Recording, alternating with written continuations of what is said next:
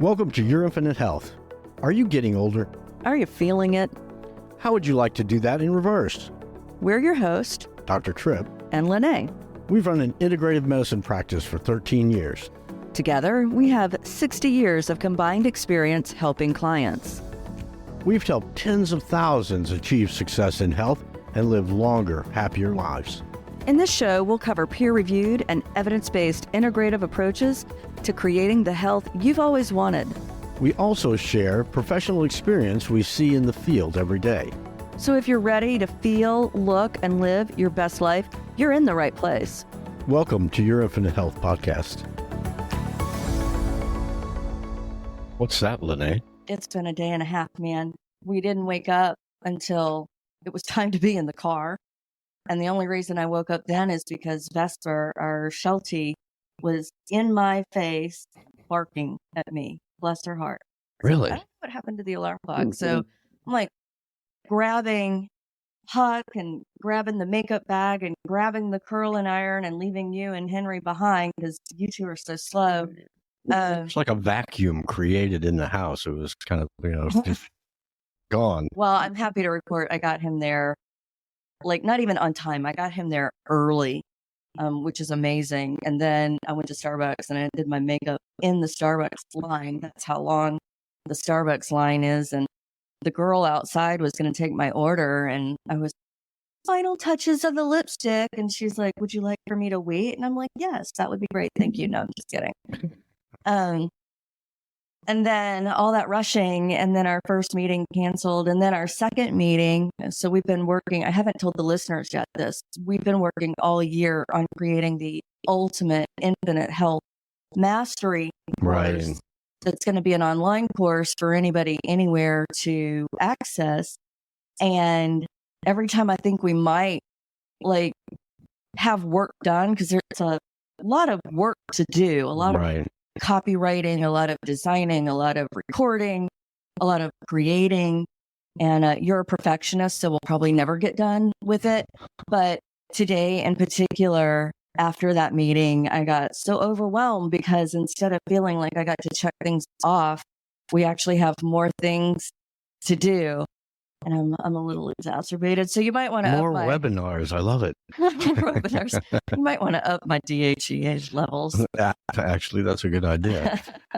So I'm really excited, though, to take this time and kind of zen out. I think we've got a special guest. I bet he's capitalized on being zen. So I'm going to tell you a little bit about him, and you have to help me because there's some words here that seem foreign. I don't know what they mean, but I'm really excited. So he is a Wim Hof Method certified breathwork plus cold immersion coach.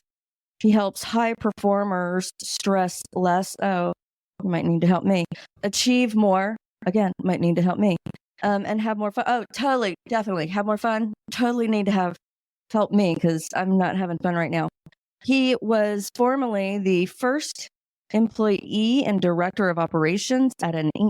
500 second fastest growing private coaching company, while also running his own retreat and coaching business. Welcome, Joshua Church. Welcome, Joshua. Oh, thank you. Pleasure to be here. Appreciate that. Yeah, so very interesting, very humble bio, I have to say. There wasn't a lot there, so you're going to have to fill in the gaps for us, and I think there's a lot to fill in. So tell me, because I saw something where you quote unquote hacked college. How did you do that? Yeah, definitely. Well, by the way, we can always talk about stressing less, achieving more, and having more fun. So we got to have fun. Okay. At the end of the day, nobody gets out alive, so we might as well have some fun while we're here. But I've always been and considered myself a passionately curious student of life. Is kind of how I would describe myself. So I've just always been curious since I was a young boy. I was just always curious about the way things worked and curious around how we can learn from things. And I had some health challenges when I was younger that forced me on this path of health and wellness and spirituality. Eventually, I was thrust on that path. I didn't really have a choice with it. And so I was just always looking at things differently. And that led me, and really that started in college as well, where I was like, I don't want to do the normal path here. I saw everybody getting ready to go to the job fairs and putting on their suits and going to this corporate meeting with these corporate companies and schmoozing with them. And I'm like, I don't want to go do the normal thing. And I've kind of always been wired that way, with that curiosity. It's just like, wait, why is everybody's doing this? Like, why is everybody doing this? Like, is there other ways of looking at doing this? Critical thinking, in other words. and so I ended up joining this program that was part of my school that allowed me to go to San Francisco for a semester. I was going out to school in Ohio, a college in Ohio, and I went out to San Francisco for a semester to work an internship and transfer back full credits. And I ended up just staying at that company. We were about to launch, and so I stayed on and joined full time. But thankfully, my my department in college, the entrepreneurship department, they were like, "Hey, this is what college is about, and so we want to help you graduate, even though you're not coming back on campus." So I was only on campus for 2 years, but I ended up graduating. And I decided to travel after I quit that job, which would have been my senior year. And I was traveling around Indonesia and Bali and doing some exploration. And at the same time, working towards my degree, because I was getting these experiences and I was able to work with the school to be able to showcase these independent study hours, if you will. And so I really just was able to craft my own college experience from working, from traveling, and then still be able to show back up and come graduation time and walk with my class. Everybody was just like, wait, what are you doing here? You haven't been on campus for 2 years. How are you graduating? And I was able to graduate, which was a blessing. Awesome. Cool. And so you graduated, and then I'm going to back up though, because Sure. I saw something on here that piqued my interest. Near-death experience. Mm-hmm. What? Do tell. What was your? How did it happen? What was your experience with that? Because I'm studying those have really helped me kind of have a different perspective on the universe. So I'd love to hear your story. Yeah, absolutely. And it really was something I wasn't expecting, something that was quite powerful. So I had it came when I was on an operating table. So I had this really rare injury, something called compartment syndrome, where my the muscle compartment filled with blood and became super hard. My right quad, so big muscle compartment filled with blood, so there was no blood flow moving, circulating. And it's one of the few orthopedic true emergencies. And so they called in the orthopedic surgeon on call right away once they diagnosed it. And thankfully they did, because otherwise I would have woken up and had to amputate my leg. So it was a really scary situation. And it came from a football injury in high school. It was first something that was a little bit more chronic. And then there was that one hit that pushed it over to become acute. And it was like mere hours before having to potentially amputate my leg, which is a whole different parallel universe. And thankfully the doctors were able to operate in the really great part about conventional medicine that saved my leg totally. And on the operating table, I wasn't expecting going to surgery that day. I woke up and it was like a normal day. I had a sore leg, but that was it. And then after, 12 hours later, I'm being wheeled into the OR and not knowing if I was going to wake up and they were going to be able to save the function of my leg or not. So it was this really weird space, and it felt like a blur. And I was tapping out the morphine button as well. I was in a lot of pain. And then I was on the operating table. I was 17 at the time. Oh, yeah. So, yeah, certainly. And I was so 17, and I was on the operating table. And after I, did the whole countdown and then got knocked out, I felt myself outside of my body. And I was like looking down at my body. And I was like at the top of the operating room, the operating theater, like looking down at my body and just observing it and feeling like I'm separate from this thing. And then feeling the conscious choice to go back into the body, and feeling the conscious choice to be like, okay, I'm going to go make connection back with this body. Like I'm not done here. Like there's a lot more to do. So I went back into my body, and it changed my life, really, really changed my life from that moment, because I felt myself rejuvenate itself back into connection with my body. Like I felt this for the first time, the separation between my soul, my spirit, my energy, and my physical body. Whereas before it's just like, it's just me. It's like there isn't really no differentiation or distinction. And then all of a sudden there was a contrast experience that provided this point of differentiation and this returning back to it. And I remember waking up being like, whoa, what was that about? And it was a couple days later. You remembered that experience. Exactly. Yeah, I remember that experience. And it all happened so fast that, like, the surgery, the injury, everything happened so fast that I was kind of left at a loss for processing it. And then a couple of days later, I started writing, and I wrote this poem that just came through. And it was like, I picked up the pen and wrote this whole poem in just like one go. And it was describing this this experience of coming out of my body and then coming back into my body and seeing the path ahead and the challenge ahead. And at 17, like I was talking about words of like spirit rejuvenated itself back into connection with my vessel, and like these words that now make sense for me, that I can speak those words. But as a 17-year-old, like it made no sense that I was saying those words. And so it was truly one of those life altering moments that in hindsight you look back and just like really, really shifted your path in a big way, and your perception and the way that you interact with the world. And so I'm certainly grateful for it, and the healing path that it put me on, forced me on, and brought me into a deeper sense of humility and gratitude and admiration and respect for my body. Do you think that experience was also kind of what drove your decision, or your, looking around at everybody and seeing them all doing this traditional college? Mm-hmm. Do you think that experience impacted, the awareness that you had to ask those questions? Why are we doing this? That doesn't serve me. It's a great question. I think it definitely had an impact. I would also say that perhaps an even greater impact was the environment that I was raised in, which I'm very fortunate to have been raised in a family of entrepreneurs. And my mother's an immigrant from Morocco, and she had to flee Morocco as a refugee. And my dad became an entrepreneur after he had his third kid. He quit his corporate stable job and became an entrepreneur, and has been a serial entrepreneur his whole life. And my mom was an entrepreneur when she first moved to the U.S. Her and her brother started a car phone business, and so I would say that I was very fortunate in being in an environment and seeing, our family had a startup business when we were younger, and seeing that play out, that it was very much this environment, and it was okay to think about things differently, to challenge the norms, which I realize is a tremendous blessing, because most people don't have that whatsoever. They actually have the opposite of that, which is like, this is the path and you must follow the path. Any deviation from the path, there's no support. But so there was that as a foundation. There was always a creativity that was fostered in our household,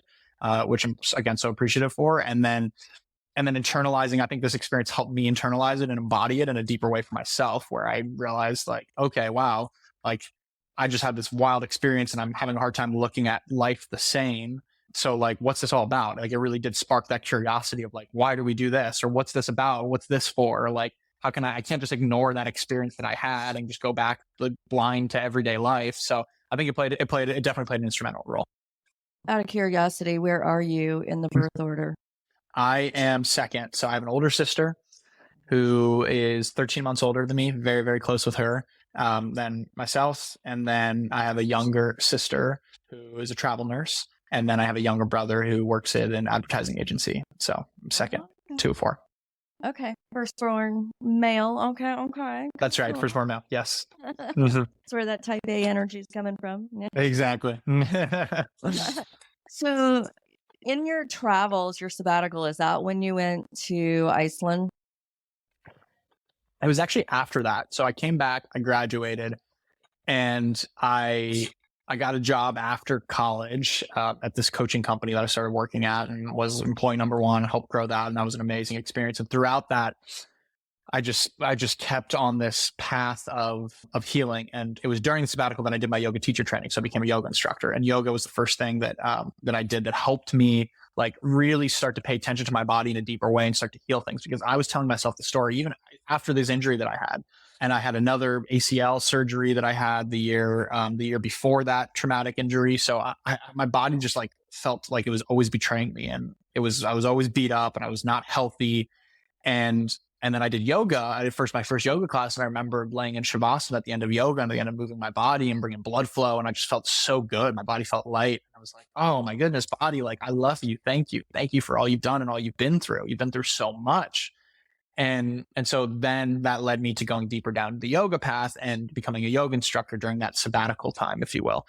So I was wired in that direction, and I was just always exploring what are other modalities, what are other healing modalities and other tools that I can use in my tool belt that can help me feel better in my body, that can help me heal, that can help me connect my mind and body, to help me regulate my nervous system. And then I discovered Wim Hof and the Wim Hof Method, and heard him on a podcast, and was really inspired by his message of us being responsible for our own health, strength, and happiness, that we and only we are responsible for that. That's something that we can take the responsibility for. And that really resonated with me. And hearing him talk about getting into cold water and doing this breath work, I was like, that sounds wild and crazy. And I grew up in San Diego, California, so I wanted to stay as far away from the cold as possible. But I'm like, well, maybe there's something there. So I go all in life. And so I went to the website and I booked a retreat out to Iceland to go experience it firsthand. And that's when I really came to the power of breath work. I had a profound, powerful first breathing experience and cold immersion as well. And really became captivated by those two things as modalities for shifting our state and up leveling our consciousness and allowing ourselves to connect deeper with ourselves. So what was that retreat experience like? Like what walk me through a day? It was intense, let me tell you. It was really intense. We would start out each morning and we would do a deep, like 90-minute breathing session. So breathwork session with a big group, and we'd be going deep into those layers. People would be having releases. Like, you took Listerine with you on that trip, right? No Listerine. We all got very comfortable with each other. Okay. That's funny.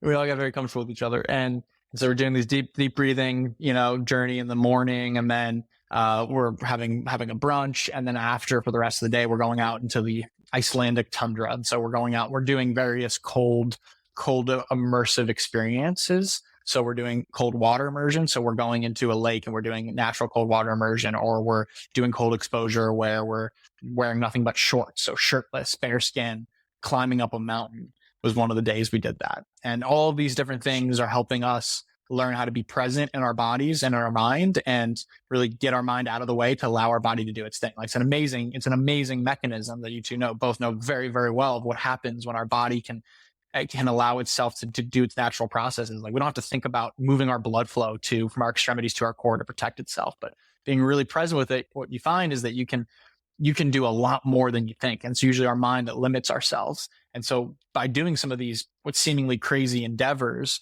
we're retraining and rewiring our mind to see how beautiful, strong, and capable we really are. And to see how we can do things that we think are crazy, or that we think we have this perceived limitation. Oh, there's no way I could never go into, this freezing waterfall or break the ice on a lake and go in there for 5 minutes. Like I could never do that. But then you do it and you're like, whoa, where else am I holding myself short? Where else could I be limiting myself? So throughout the day, we're doing different things like that. We did a sweat lodge one day as well, which was a powerful experience, and just deeper connection with other people and in the group that are going through shedding these layers together. So the sweat lodge was a powerful experience, was the last thing. Yep. Yeah, and then just deeper other experiences like that, and growing a real bond with the people that we have that are part of that group, because you're going through these challenges and these ceilings together. So was it a week long or 2 weeks long? Yeah, it was a week long. It was 5 days of action. And it felt like it was like the most intense summer camp you've ever been to. It's just like everything was just super programmed and lots of stuff. Sign up for more at the end of that. And is that when you decided to get certified?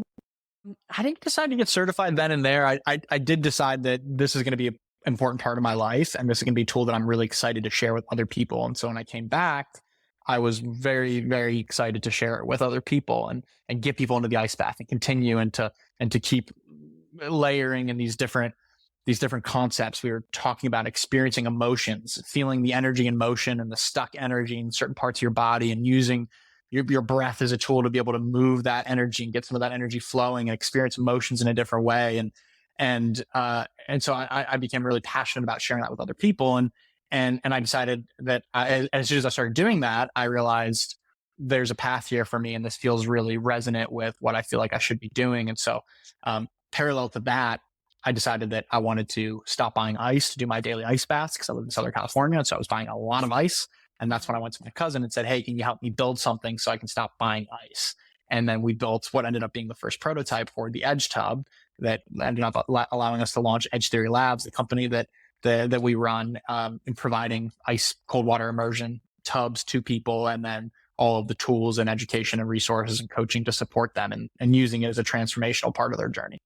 So it's not only iceless, but it's transportable, it's mobile, you can travel with it? It is, yeah. It's portable. So one of the things when we were building a tub was I live in an apartment with a balcony. So like I can't put a big permanent thing up there. I'm going to move. And we wanted to figure out how we could make something that was portable or easy to move around, or something that we could take with us when we were going to a weekend, camping trip or something like that. Right. So we built a tub using a really durable inflatable that's the same inflatables they use for military boats or stand-up paddle boards.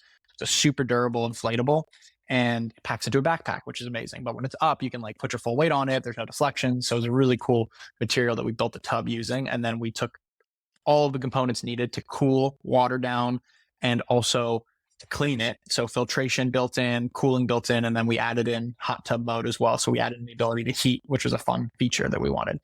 So, and we put that all into one unit. And we were the first ones to create this unit that had all those things in one hose going into the tub, one hose coming out from the tub, and everything circulates, plugs into regular electric. The rest takes care of itself. So that was those were the parameters, and that's what we built. So do you have it on your balcony? Sure do. I have it on my balcony. I'm in there every day. So how are you connecting a water hose? Yeah, good question. Well, there's a couple ways you can do it. You can get an adapter from your faucet that connects to a garden hose. I think you just turn on the faucet and then run it. Or you can get a submersible pump, like a sump pump, and you can put it in your bathtub or in your sink and fill up the sink or bathtub, and then that connects to a hose, and then you can drain the water, and vice versa. Okay. And then, so you can go, how fast can you go from an ice bath to the hot tub bath? It takes about, it takes about 4 to 6 hours to transition over, depending on how cold you have it. Okay.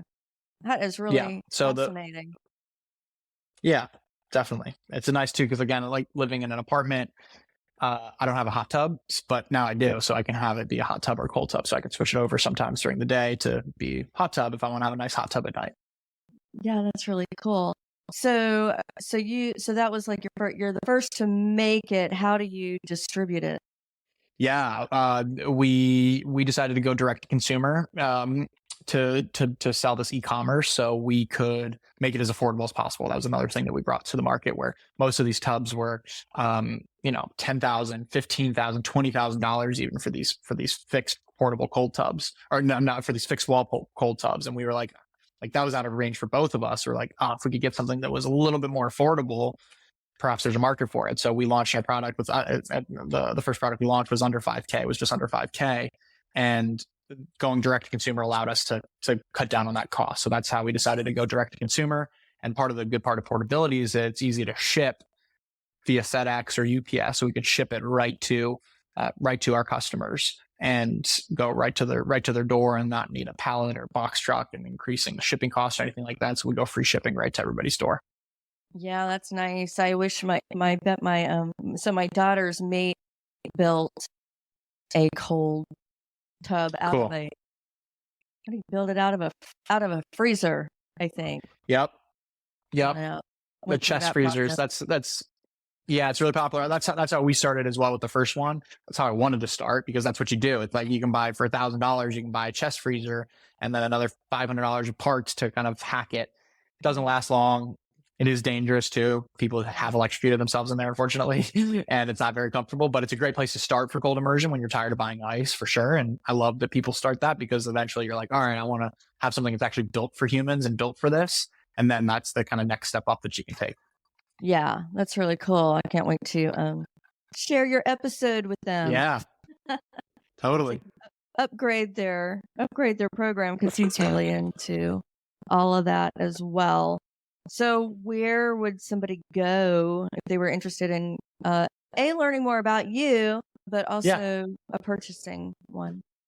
Yeah, our website, edgetheorylabs.com. We have a really great founder story video. It's like an 8-minute kind of mini documentary of my cousin and I and our founding story. So that's a great place to go learn more about us. We also just launched our Edge Theory Labs podcast, which is really exciting.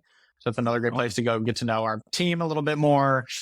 We interview some of our athletes and high performers that we work with, and we do some solo episodes breaking down some of the science, some of the psychology, physiology around the cold and around your nervous system and around performance, and some other inspirational, motivational things. So I would say going to check out our podcast, our Instagram. We always post great content on Instagram as well. in our website, and you can purchase the tub right through our website as well. Cool. And listener, I'll have the links available for you as well. So Trip, you've been awfully quiet. Do you have any questions? Yeah, no, it's been fascinating, really fascinating. I guess I'm thinking about a lot of the vagal effects and thinking about the end result and the relaxation phase that would find the exposure to that. It must be, I've never done it, but it must be fantastic. It is. It's really fantastic. And the part that I love the most too is that, right, we're going into cold water. So we're going into a stressor. It's a hormetic stress. So we're consciously going into put stress on our body. And people are like, well, is that really good for you? The beautiful part of it in the arena that it provides is an ability to respond to that stress, like a real physical stressor. So when you get into that cold water, you get activated into that sympathetic fight or flight nervous system. So you get charged, your breath is shallow. And then what it does is it forces you and allows you to breathe and to downshift and to regulate in that stressful environment. So those benefits, so after you get out, you feel amazing. And then those benefits translate. So like I notice in myself, when I feel stress on my body, like I notice it a lot more. And I notice that I'm able to breathe through it the same way I breathe through an ice bath. So that's something we talk about a lot, is just taking the ice bath out of the actual tub. And what are the ice bath moments in your life when the driver cuts you off, or when you get stuck in traffic, or you get a really inflammatory email on your inbox? It's like all that we take on that physical stress, even though our body's totally fine, or we can't tell the difference. So we take on that stress. So how can we use that?